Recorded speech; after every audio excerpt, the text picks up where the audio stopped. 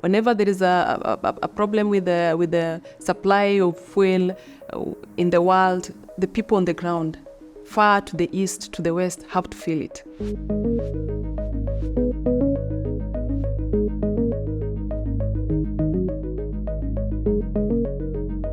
Oil is essential for an economy because it powers the economy. So if you need to move from point A to point B, you need fuel for that transport.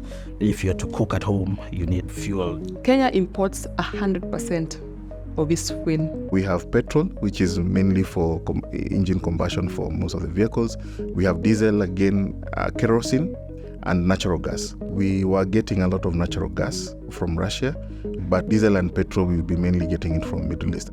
Most of our imports for fuel and fuel products is from UAE, but then the world is interconnected.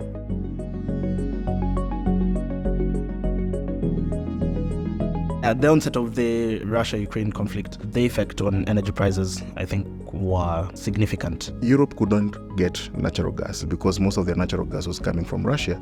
And then it meant that they had to go to now the smaller countries that were producing natural gas to try and buy from them. This had a domino effect. There was a greater demand from Gulf countries, and now they get to raise their prices to make a little bit more money. So, for example, a country like Kenya, we ended up paying more, not necessarily because we were buying fuel from Russia, but because we have now more people buying the same fuel in the markets where we had. Any impact in fuel, then just know that the entire economy is disrupted. So this is how it happens.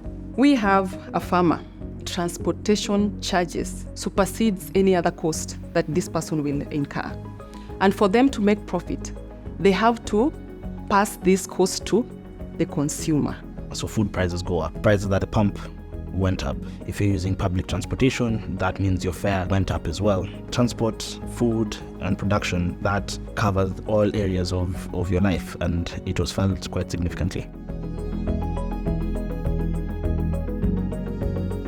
It is important we establish peace between Ukraine and Russia because of the critical role these two play in the global market. It is important for Kenyan to be supportive of peace on Ukraine's terms. Peace on Russia's terms does not really change a lot. The status quo would remain as is. Just reflecting on the effects that we've had as a country, as a region, it's important that we find ways to sensitize communities, individuals, households on how a war that is happening very far has effects on their daily lives. Although you will not see people who are injured, at some point it just becomes something on the news, it has other ways that it trickles back to affect your livelihood.